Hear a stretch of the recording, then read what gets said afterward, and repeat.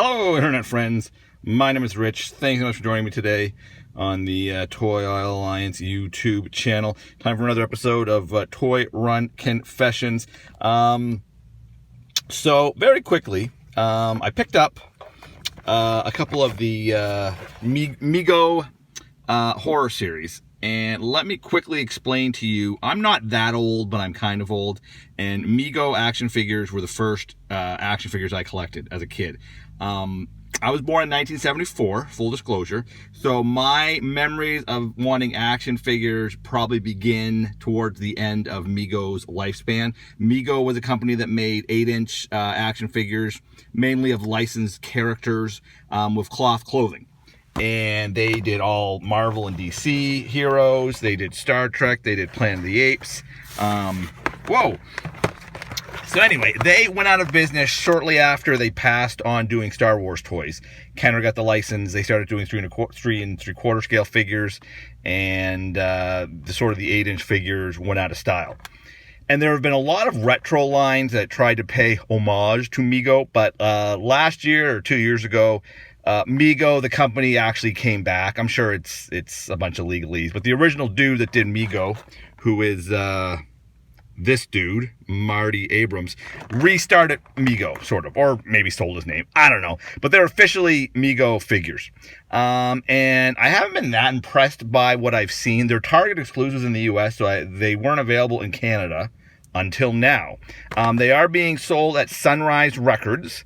And, because my Sunrise Records doesn't have them, and they probably would have been really overpriced, they're also showing up in Toys R Us for $19.99.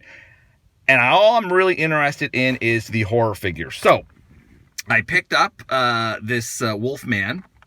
Now, he looks very much like the Universal Monsters Wolfman. The outfit's not right. But this isn't just a generic kind of, look like the Wolfman. This is from an actual movie, officially licensed, called Face of the Screaming Werewolf, which did star Lon Chaney. I can only imagine this is probably a very low-budget affair, and they kind of got Lon Chaney to be in it because of his, him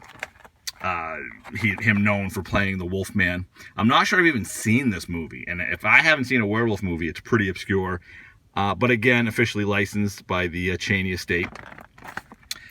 So we have the Wolfman, or a werewolf, technically.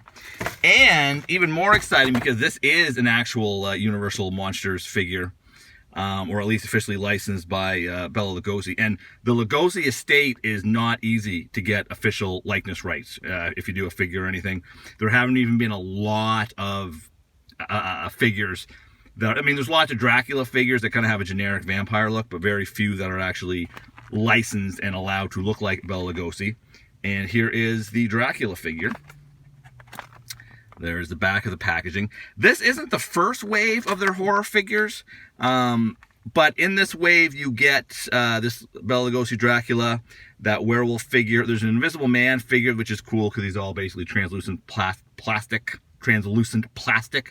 A Nosferatu, which is awesome, and Frankenstein. I'm at least going to get the Frankenstein so I can sort of have the holy trinity of classic monsters. I'd love to get the Nosferatu because that actually looks really good. And there's a Frankenstein. I just said I'm going to get Frankenstein. The problem with Frankenstein is it's their second version of Frankenstein. It's glow in the dark, which is cool, but the skin tone looks kind of weird. And there's also a Freddy Krueger. Freddy Krueger was the only one that was not at my Toys R Us, so that may have been the only one that sold. I'm not sure. They are $19.99 each. Again, it's only the horror figures that have showed up at Toys R Us. I think a few different lines have showed up at Sunrise. But again, my Sunrise Records didn't have any of them. But I have been searching for the perfect classic monsters line of figures to collect.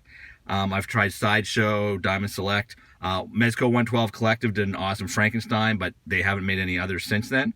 So these guys might be, and I know they're not.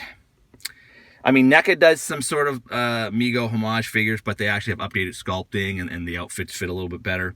And again, I haven't been super impressed with a lot of the Mego figures that I've seen.